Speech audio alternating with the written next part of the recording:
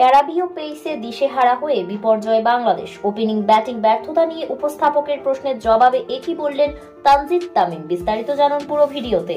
Series বাঁচানোর লক্ষ্যে Saint কিটসে West ইন্ডিজের বিপক্ষে তৃতীয় ওয়ানডেতে নেমেছিল বাংলাদেশ। প্রথম ম্যাচের মতো এদিনও আগে ব্যাটিংয়ে নেমে সফরকারীরা বিপর্যয়ে পড়েছে। ম্যাচের মাত্র 11 ওভার না যেতেই 64 রানে 4 উইকেট হারিয়েছিল বাংলাদেশ। জেইডেন সিলসের সুইংয়ে দিশেহারা হয়ে আউট হয়েছেন সৌম্য সরকার, লিটন দাস ও মেহেদী হাসান মিরাজ। এক প্রান্ত আগলে রাখা তানজিদ তামিমও ক্যাচ দিয়েছেন জাস্টিন গ্রিভসের বলে।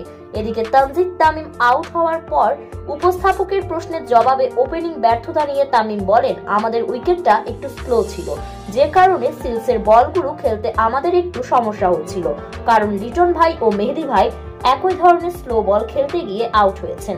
আমি নিজেও ব্যর্থ হয়েছি, তবে সৌম্য ভাই লাস্ট টি20তে রংপুরের হয়ে ভালোই খেলেছিলেন, তিনিও ব্যর্থ হয়েছে। আমরা আশা করি পরের ম্যাচে ঘুরে দাঁড়াতে পারব।